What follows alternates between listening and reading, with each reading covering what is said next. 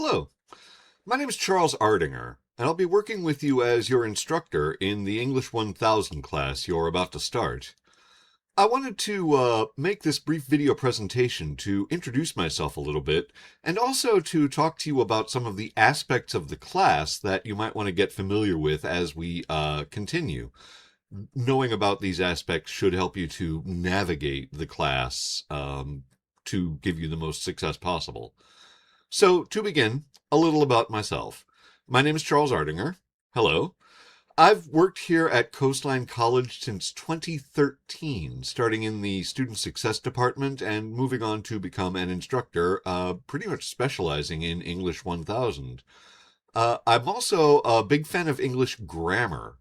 I really love to think about that subject. I enjoy talking about it, and I very much enjoy answering questions about it. So, if you've got any questions about English grammar at any time during the class, please feel free to send me an email and we could have a conversation about that, if that's the kind of thing that interests you. Well, that's plenty about me. I'll be learning more about you through your writing as we continue. And I also want to tell you a little bit about some aspects of our class that you're going to want to know about as we continue. So this is our class's home page. You can tell it's our class's home page because it's got our class's number on it, and it's got this lovely little logo that I created. Thank you. And it's got this picture of your instructor. Hello. And you'll notice it's also got along the right side here and down the middle here a schedule of assignments. These are the due dates for the assignments that you'll have in this class, and it's useful to see them on our class's homepage in this way because that will help you organize your time in this class. In an online class, time management is very important because we're kind of on our own for that responsibility. So having this schedule on our class's homepage with a list of dates and assignments will help you remember where you are at any point in the class and what you should be working on. So if you figure you're getting lost, take a look at this schedule on our class's homepage and feel free to get yourself in the right position to keep going. I'd also like to point out at the top of the page, there are announcements. Announcements are little bits of writing that I will present once or twice a week to give advice or to discuss issues I see in the class or experiences that I've had that might seem relevant. To read these announcements, you can click on the title of the announcement in this way, and you'll get to a page that looks like this. So here's the announcement. And if you like, you can pause this video and read it at your leisure. It says pretty much what I'm about to say right now. Again, I'll be posting these announcements once or twice a week, and they will concern issues in the class or issues that I think will be of interest to us as we work together. I also want to point out that you can reply to these announcements. So if you have something to say about that subject, please feel free to say it, and a conversation might start. That would be wonderful.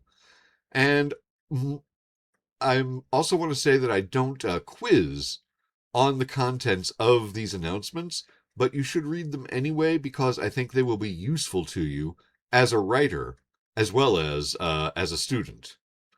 And that's one way that we can communicate. Another way that we can communicate is through your grades. Because this is a college class, you will be doing assignments, and those assignments will get grades. And to find out about your grades, you can click this link that says grades, and that will lead you to a page that looks like this. And you notice again that this page has a list of assignment names with their due dates, and one of them here has a grade. This student scored 90% on this assignment, and so we might want to look a little more closely at what's going on with this grade. Why did this assignment get this grade? you'll be interested to know that you can just click on the assignment title like this, and that will lead you to this kind of a page where you will see a comment, a link that says Show Rubric, and a link that says View Feedback.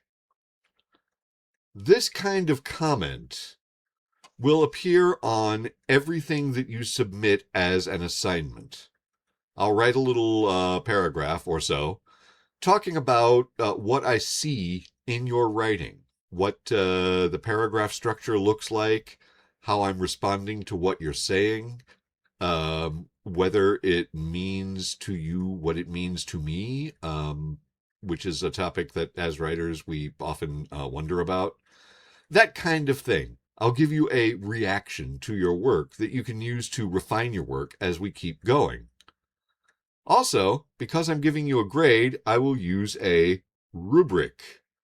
Now, a rubric is just a fancy name for a chart with some criteria and some point totals associated with those criteria.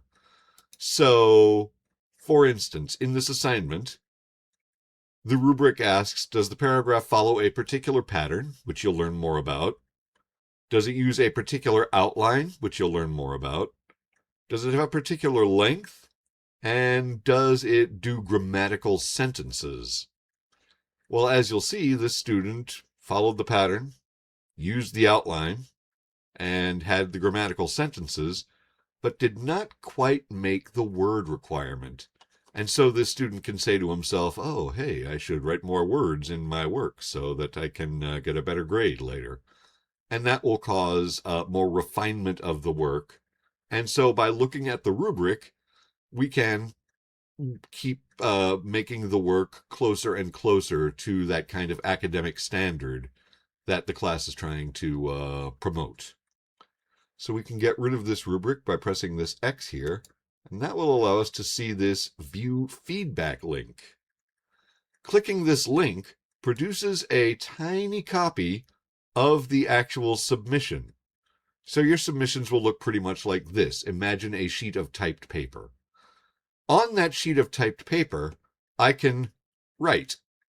So I can, for instance, make annotations that look like this. The kind of pink text above the typed text that you submit between those lines. I can also make a highlighted annotation where this highlight leads to a text box such as this. The annotations that I would write on your paper mostly will concern grammar and word choice, ways to make your sentences seem more academically appropriate.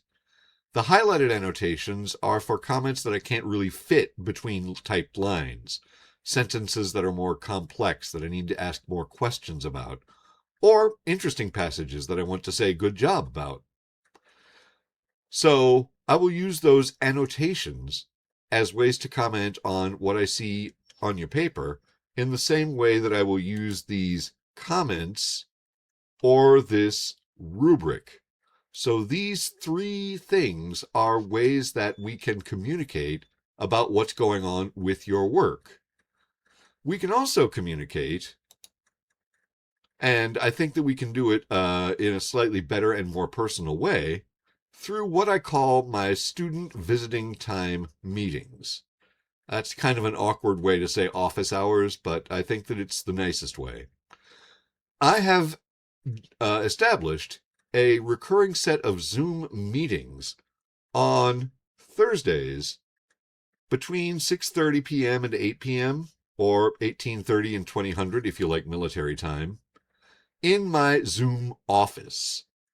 To get to that office, you can just click this link, and that will take you to the meeting where you and I will have a chance to chat, to converse informally about whatever you might have on your mind.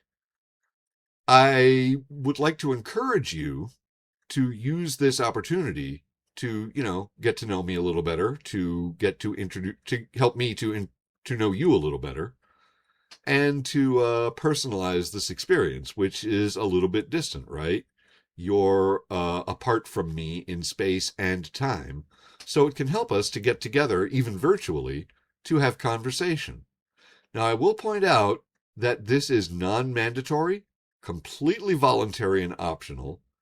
It's your decision whether you want to do this or not. I will also point out that there is extra credit opportunity attached to these meetings, so that might factor into your decision. Finally, I want to talk about these optional grammar refresher modules that I've established in case you want to look at the way your grammar is working in your writing and practice various issues. These modules contain little lectures and automated quizzes that you can score yourself to see how your grammar matches the kind of academic grammar that this class wants to specialize in. I can make these modules on just about any subject. So if you have a grammar issue that you would like to discuss and practice more about, this might be an opportunity for you to suggest to me a grammar module that I can add to the class. I'd like to be in touch with you as much as possible, so we can make that an area of conversation, if you like. And so, I've pointed out the schedule, I've pointed out the announcements, the feedback you'll get from grades, our student visiting time meeting, and the optional grammar refresher modules, and that just about covers what I wanted to say about our class. The last thing I'd like to say to you is thank you. I would like to thank you for enrolling in the class because it couldn't exist without you, and without the class there's no need for me, so I would like to thank you for helping me keep my job. And I'd also like to thank you in advance for the questions you're going to ask. I hope that you're going to ask many questions, either through email or through the student visiting meetings. I don't always know when I'm not making sense, because I'm always making sense to myself. So I count on students like you to ask questions to help me understand what I should clarify or explain more about. So thank you for enrolling, thank you for asking questions, and thank you very much for your time and attention.